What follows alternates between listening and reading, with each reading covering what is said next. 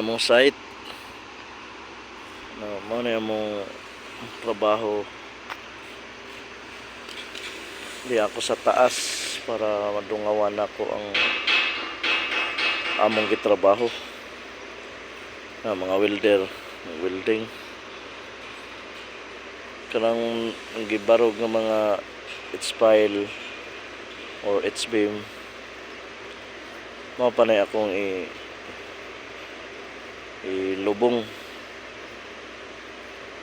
na nako hantod ug asa dapit nga mugahi na siya. Itong ikaduha ready buhusan na siya para semento concreting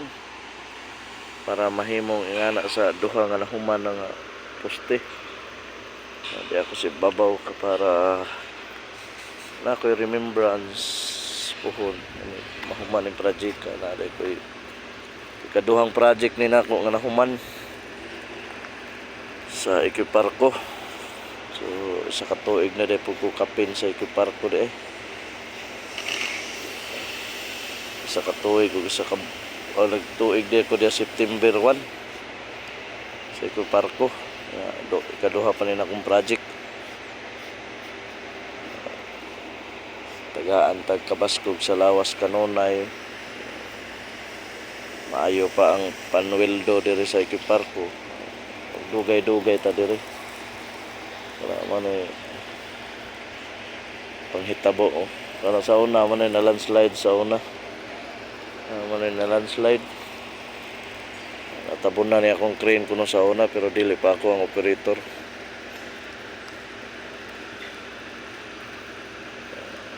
Lasang kaayo na pud gihapon pero bentaha ni kay sa akong primerong project kay itong primerong project nako gamay ra tong kuan wala to siya nakawa lalong kanang buho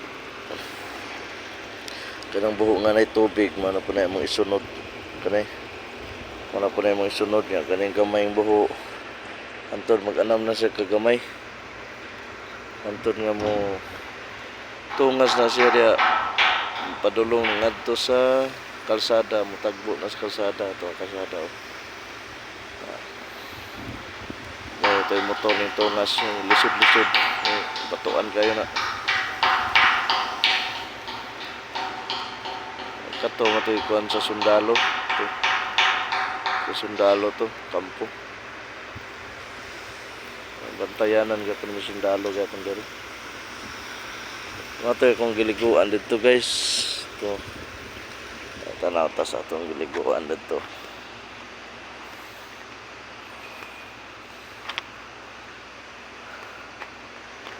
Muna mo giliguan ito yung naligo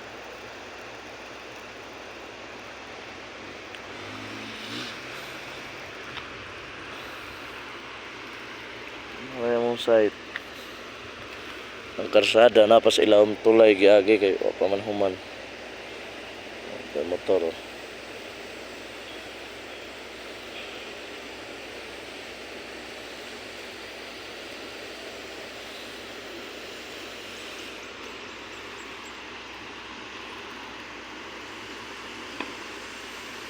busy na sila trabaho pero ako chill lang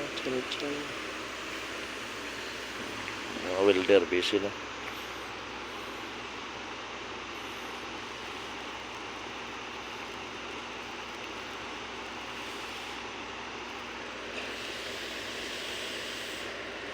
dagko ka po mga bato dire ang dahon inaanod naman ko ng mga batuha dire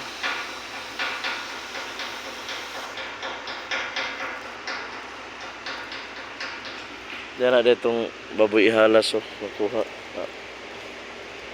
80 kilos baboy halas nakakaon ka pong kodto pero gahi ang panit tigulang na siguro gahi ang panit dire naga pong baboy halas dire kanang lugara na ay baboy halas na pero lisod ko na kaon kay di naman ko nila matamnan og mais bakilid